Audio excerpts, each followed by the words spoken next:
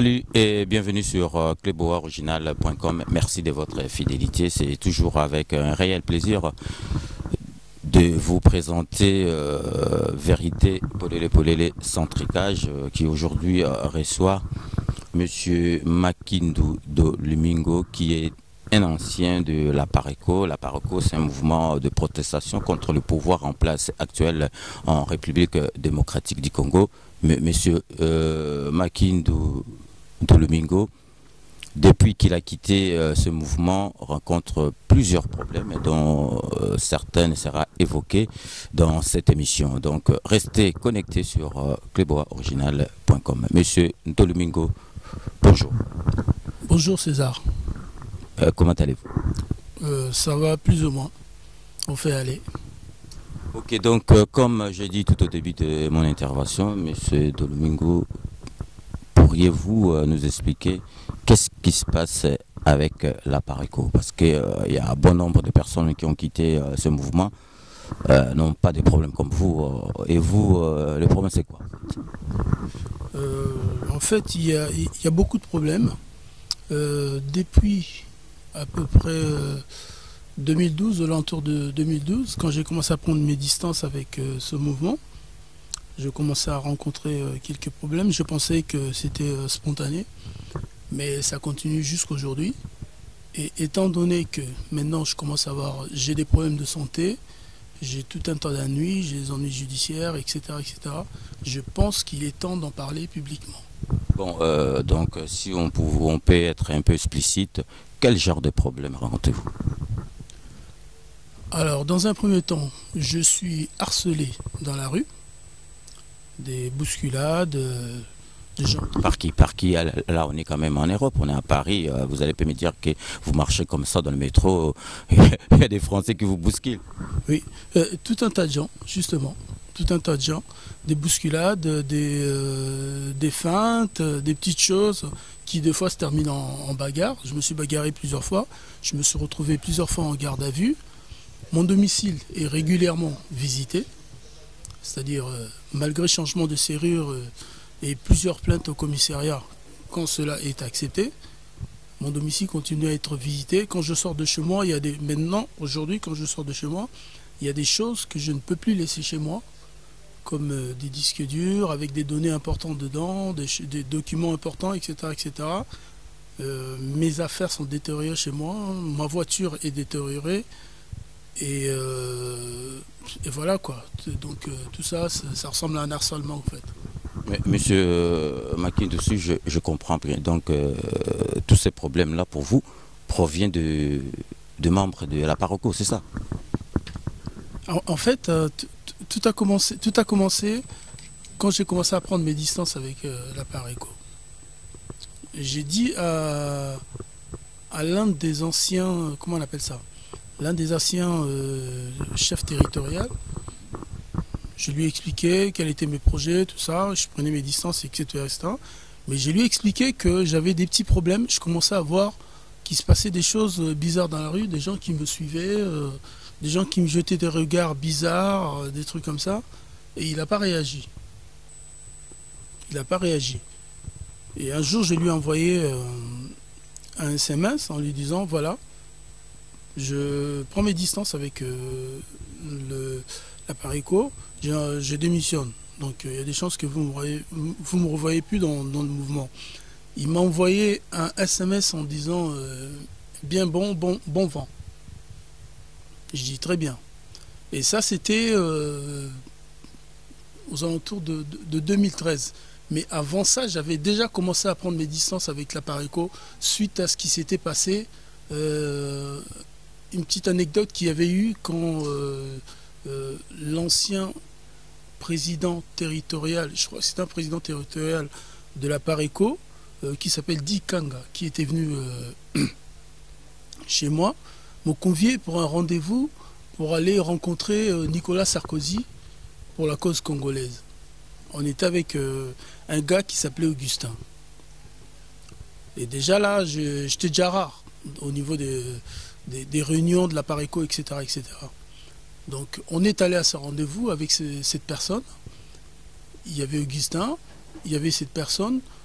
nous sommes arrivés à la Défense où nous devions normalement croiser les autres membres, les autres organisations de la cause congolaise, c'est-à-dire, je crois qu'il devait y avoir Rex Kazadi, son mouvement, et puis d'autres gens, je crois, la RCK, qui devaient aussi être là parce que Nicolas Sarkozy devait inaugurer le prolongement du RER A. Donc on voulait profiter de l'occasion pour justement parler de la cause congolaise. Et tout à coup, cette personne a disparu, cette personne qui nous avait conviés a disparu. Et nous n'avions pas les informations nécessaires pour savoir où se passaient exactement les choses. Donc moi et Augustin, on s'est regardé, on s'est dit mais c'est pas normal. Parce que la personne nous amène ici, on ne sait pas ce qui se passe et comment ça se fait que du coup on n'arrive pas à le joindre. Et quelques temps après, nos portables ont été coupés, on ne pouvait plus joindre personne.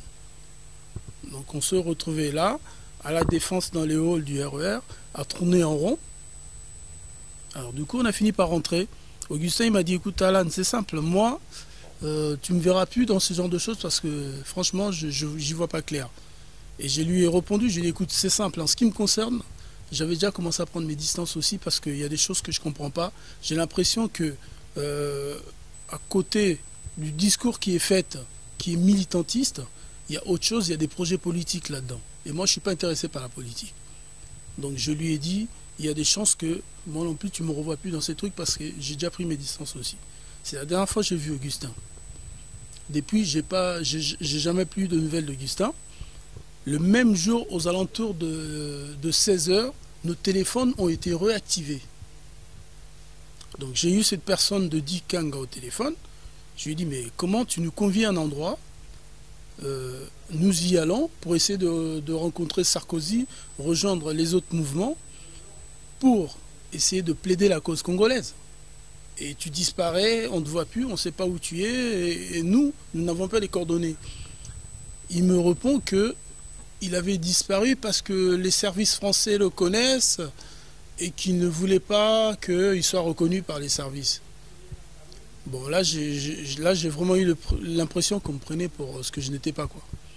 Parce que tout le monde sait que vous êtes des Congolais, vous manifestez chaque jour dans les rues parisiennes. La première des choses que les services secrets vont faire, c'est de vous filmer. Ils nous ont filmé 20 000 fois, donc ils nous connaissent tous. La personne qui m'appelle pour me dire qu'il s'est barré, il a disparu parce qu'il avait peur que les services le reconnaissent, ça c'était du foutage de gueule. Donc pour moi, bon, j'ai pas voulu aller chercher plus loin. Je me suis juste dit, c'était fini. Voilà. Je n'ai plus avoir de contact avec ce mouvement. Donc, pour revenir à mes activités, j'ai entrepris de faire une formation à l'AFPA pour implémenter mes connaissances en informatique parce que j'ai eu déjà une entreprise de montage de PC dans les années 2000 et je voulais actualiser mes connaissances en informatique et aussi avoir un brevet là-dessus pour pouvoir ou me relancer dans l'entrepreneuriat ou alors chercher du travail. Donc je me suis inscrit à l'AFPA pour faire cette formation, de technicien en informatique. Et c'est là où justement je commençais à voir notamment des choses bizarres qu'on va développer après. Ok, monsieur Makindou, vous savez, c'est quand même des accusations graves que vous êtes en train de faire là. Moi, je voulais comprendre, est-ce que vous avez eu, quand vous étiez membre de la Paroco, est-ce que vous avez eu, en quittant ces mouvements, vous avez eu des problèmes personnels avec quelques membres de ces groupes ou personnellement avec monsieur Honoré Ngwanda, qui est le fondateur de ce mouvement? Absolument pas. Absolument pas, parce que j'étais ce qu'on appelle quoi, un simple membre. Quelqu'un qui... comment j'ai atterri à la Pareco?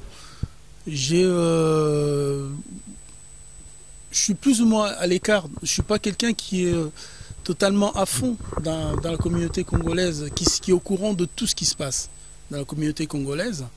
Donc moi, je fouinais un peu sur Internet pour prendre des nouvelles du pays dans cette période-là. Je crois que c'était aux alentours de 2010-2011.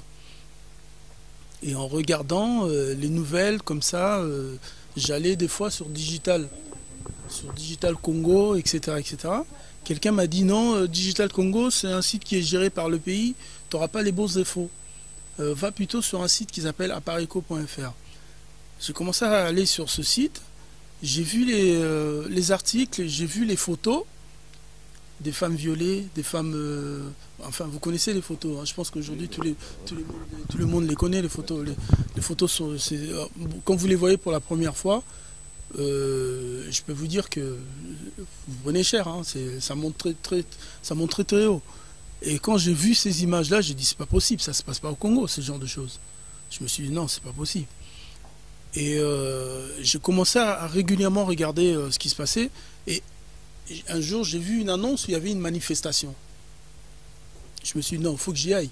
Donc, c'était une démarche militantiste dans un premier temps. Donc, c'est vraiment, je vois des choses qui se passent mal au niveau de mon pays. Je me dis, non, il faut quand même que j'essaie de voir de près ce qui se passe et j'essaie de participer.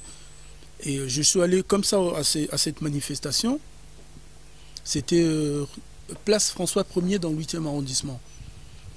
Et c'est là où j'ai été abordé par Béni Kibé. Et à cette époque-là, je crois qu'il était, chef territorial parisien de l'Appareco. Je ne le connaissais pas, je ne savais pas.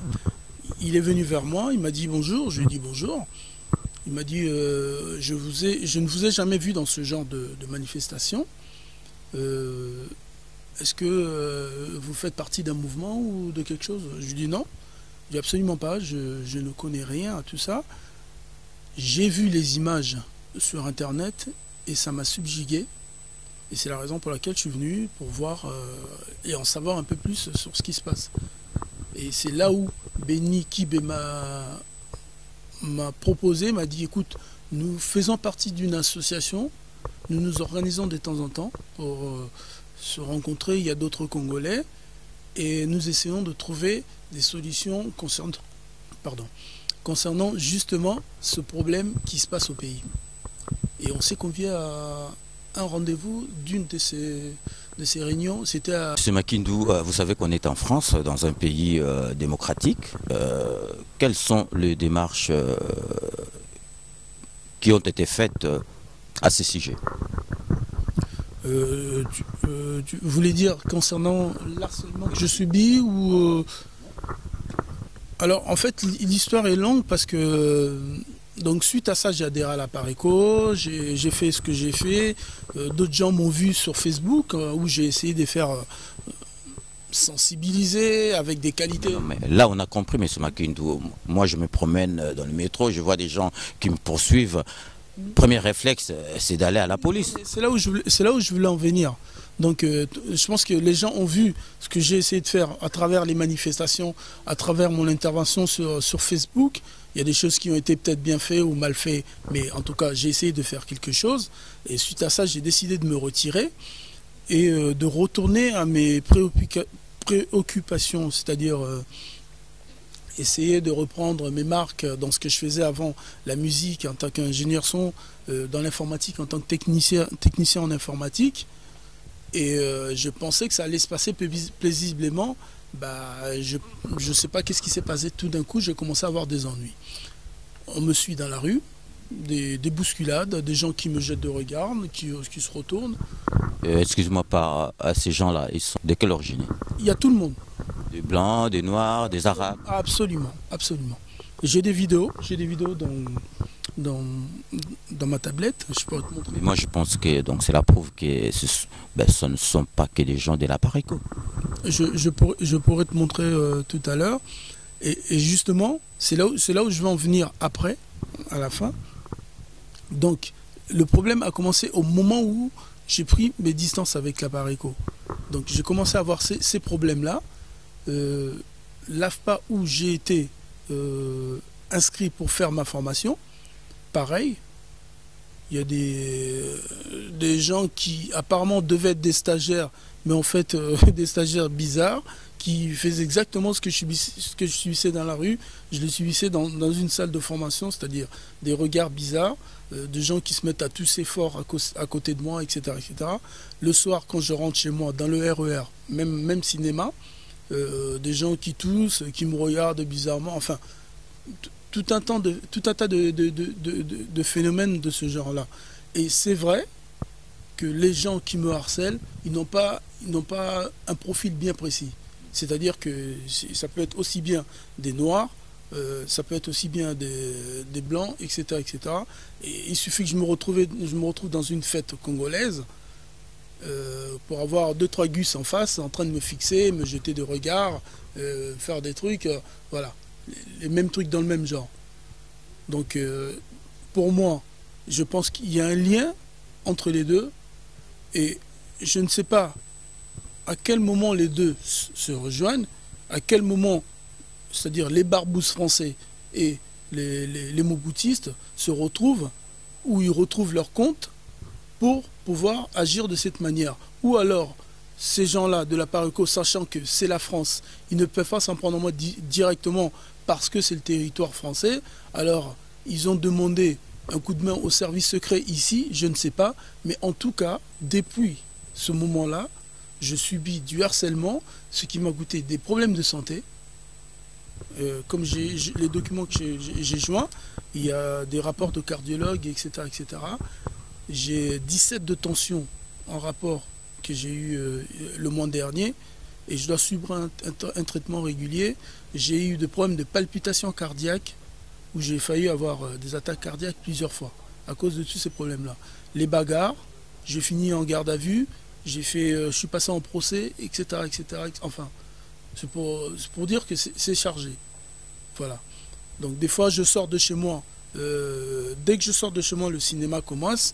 Ça peut être un noir de type congolais, voilà, qui est là devant chez moi, qui regarde et attend que je passe. Puis après, il tourne la tête, etc. Mais j'ai des vidéos, de toute façon, les vidéos sont assez explicites là-dessus, donc je pourrais en dire long là-dessus. Là, je découvre un document de l'Office français de protection des réfugiés et apatrides. Est-ce que cette démarche-là, c'est pas par rapport à l'obtention de papiers comme on fait ici en Europe, non? Là, ça n'a pas un lien avec l'OFPRA? À l'obtention des papiers? Non, moi je suis arrivé ici à l'âge de 12 ans. Donc j'ai mes papiers, j'ai un statut de réfugié. C'est pour ça que je me suis adressé à eux pour essayer de savoir qu'est-ce qui se passe. Je leur dis, je suis sur le... En fait, j'ai fait un courrier de 6 pages où j'ai décrit en détail ce que je subis. Notamment les rapports au commissariat, les rendez-vous au commissariat, les visites de mon domicile, les refus de plainte, la lettre que j'ai envoyée à la commissaire de Vincennes pour faire une réclamation parce que j'avais été cambriolé, on m'a volé les documents médicaux. Ses collègues, les policiers sont passés, ils ont fait un constat, ils ont vu comment les matériels ont été détériorés, la serrure, etc. etc. Ils m'ont dit, monsieur Makindou, venez demain pour déposer plainte.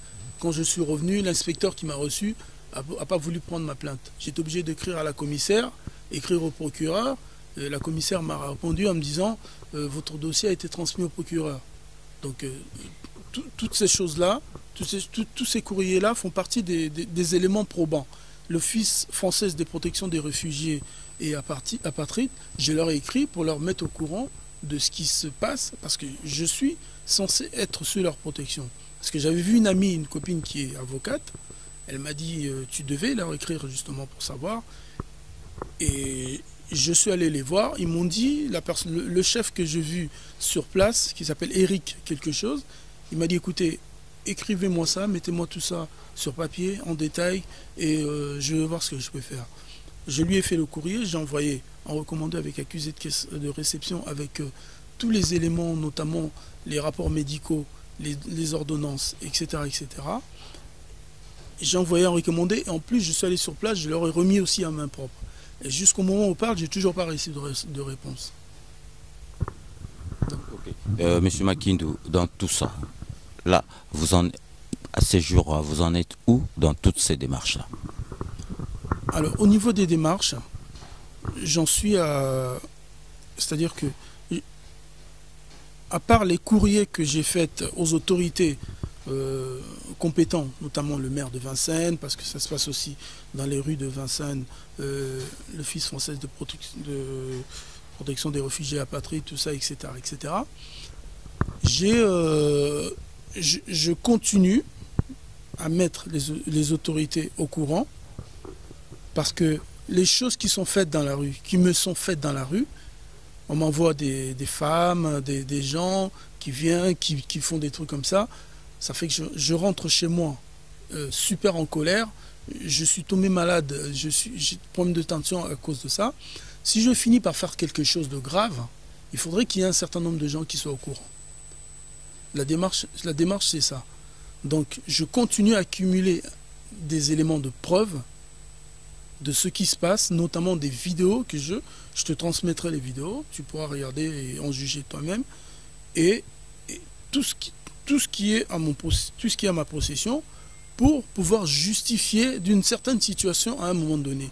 Et je tiens à préciser que en amont par rapport à tout ça, au niveau de ma famille, toute ma famille, une bonne partie de ma famille a été infiltrée.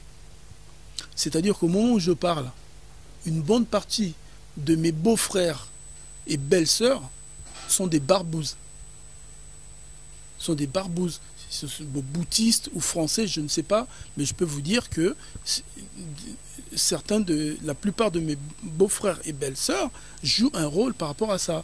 Il y en a qui jouent des rôles pour faire passer des messages, il y en a qui jouent des rôles quand je suis là pour me faire comprendre que, en faisant les mêmes images, enfin les mêmes grimaces, pour me faire comprendre qu'ils font bien partie du truc. Mais moi, ce délire-là, ça ne m'intéresse pas. Mais je tiens à en parler publiquement. Je tiens à en parler publiquement parce que je trouve que ce sont des méthodes crapuleuses et criminelles, voire même mafieux, que je n'apprécie pas. Monsieur Makindou, vous savez, à Paroko, c'est un grand mouvement. On connaît pas mal de personnes qui ont quitté ce mouvement, qui n'ont jamais eu de problème comme vous. Est-ce que de vous-même, est-ce que vous détenez un secret qui peut faire éclater ces mouvements? Ou, je ne sais pas, est-ce que vous vous reprochez de quelque chose ou bien vous détenez un secret qui dérange ce mouvement? Alors, absolument pas. Absolument pas. Ce que j'ai fait dans l'Aparico, c'est quelque chose de tout à fait anodin. C'est-à-dire que j'ai été abordé, comme je te l'ai expliqué tout à l'heure, par cette personne de Bénikib. Je suis venu à plusieurs réunions. J'ai pris une carte de membre en tant que membre actif, militant. Et j'ai même amené mon ami Guilain qui a fait les films Yamakasi, etc. Donc on a tous adhéré ensemble, on avait tous le même statut. Il m'a été proposé des fois de prendre, je crois c'est un poste de président urbain ou quoi que ce soit.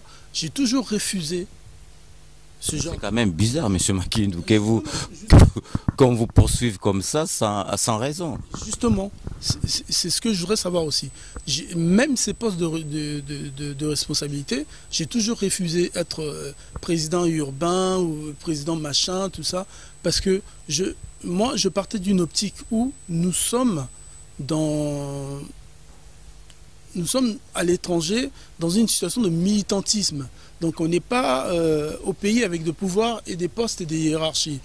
Un jour, nous nous trouvions dans le bureau de l'ancien secrétaire général qui était Faustin Chungou à l'époque. Nous nous trouvions dans son bureau, une embrouille a éclaté. Les gens se disputaient les postes. Et là, j'ai réagi, j'ai dit, mais attendez, vous êtes un mouvement militantiste qui combat pour le pays et je ne comprends pas pourquoi il y a une telle embrouille, parce que personnellement, moi et mes amis, nous ne sommes pas là pour des histoires de politique ou de poste, nous sommes là pour militer pour le Congo. Donc je pense que ça, peut-être que c'est pas allé dans l'oreille d'un sourd, parce que peut-être que moi je voyais les choses de cette manière, mais peut-être que quelqu'un d'autre avait d'autres ambitions pour moi. Mais peu importe. J'avais précisé déjà à cette réunion devant Faustin Chungou que nous n'étions pas intéressés par la politique, parce que la politique ne nous intéresse pas. Ce qui nous intéresse, c'est de se battre pour le Congo, améliorer la situation au Congo pour que chacun retourne à ses activités. Donc au moment où je vous parle, secret, alors je ne vois pas de quel secret je pourrais détenir, Parce que la Paroque quand même, c'est un mouvement qui est contre le pouvoir en place. Absolument, absolument. Et moi, personnellement, je n'ai jamais eu de poste de responsabilité. Je n'ai jamais été proche d'un responsable quelconque. Je vais citer Roland Mena, par exemple, un exemple, qui était directeur, je pense, chef au niveau européen. Donc moi, je me suis arrêté au niveau militantiste. Je ne vois pas quel secret... Roland Mena mène sa vie tranquille. Hein. Exactement, exactement. Je l'ai vu, d'ailleurs, je lui ai expliqué le problème. Et il m'a exprimé son incompréhension. Et je lui ai dit, je ne comprends pas. Je ne comprends pas la réaction des gens. Alors, qu'est-ce qui se passe? Ils veulent me faire entrer dans un truc, ils veulent me harceler pour que je reste, c'est tout ça que je ne comprends pas.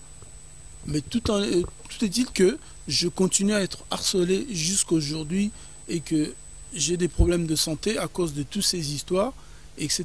etc. Ok, Monsieur Makindou, en guise de conclusion, parce que nous sommes presque arrivés à la fin de notre émission, si vous voulez vous adresser à une personne directement en ce moment qui peut vous suivre et qui est connectée sur Clébois Original, à qui pouvez-vous vous adresser directement? En fait, ma démarche a plusieurs objectifs. Ma démarche a plusieurs objectifs dans la mesure où ce que j'ai subi, le dispositif que j'ai vu, je ne pense pas qu'il a été mis en place spécialement pour moi. C'est un dispositif qui existe, qu'on utilise pour harceler les gens, pour faire de la pression sur les gens, etc. etc.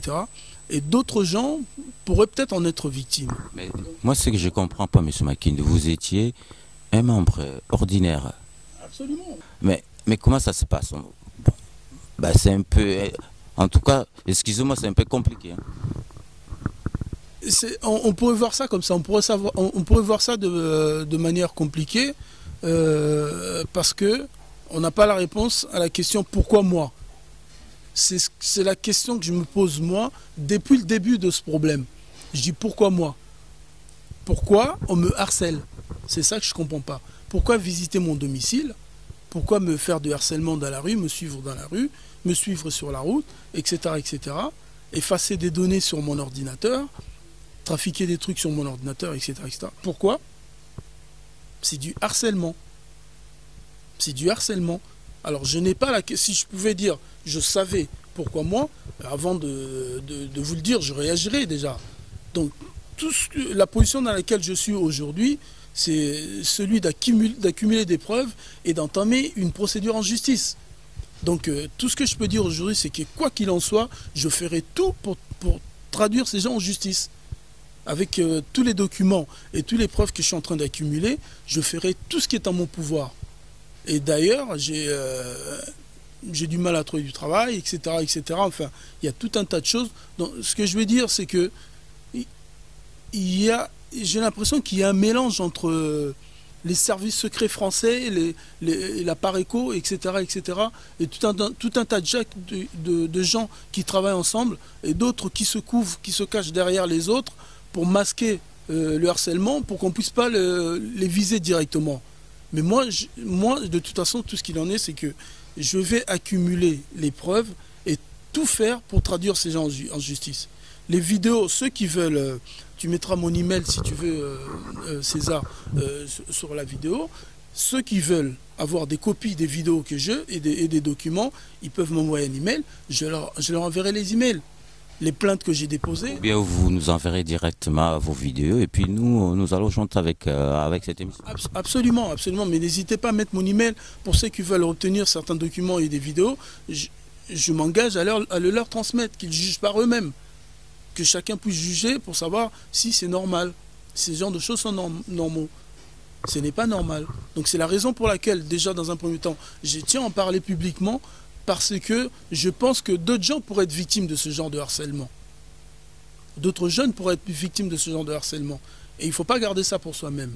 Moi, ça m'a coûté la santé. J'ai failli perdre la vie parce que j'ai eu plusieurs attaques de tachycardie en 2015. Et si mes neveux ou mon grand frère n'étaient pas là, je ne serais peut-être pas en train de parler là. Donc là, on parle peut-être de tentative de meurtre. Ok, Monsieur Makindou, je ne sais pas si vous avez quelque chose à rajouter, mais je pense que nous sommes à la fin de cette émission. Est-ce que vous auriez un message à lancer? Oui, aux gens qui nous écoutent que ce genre de méthode, ce n'est pas normal.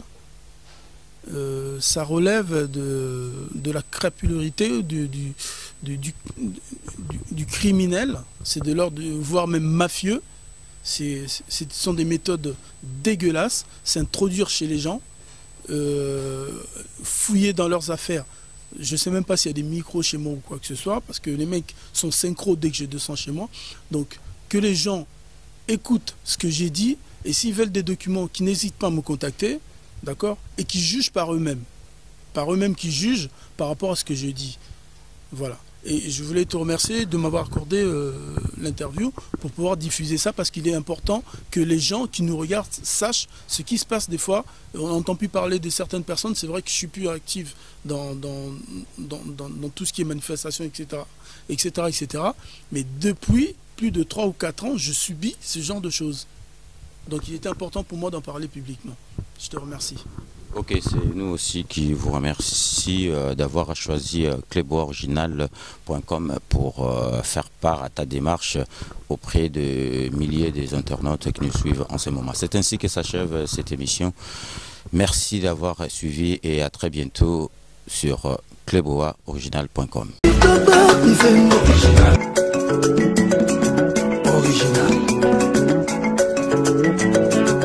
Mbote bandeko, comme on a Jean-Paul Djamba, naza cadre santé.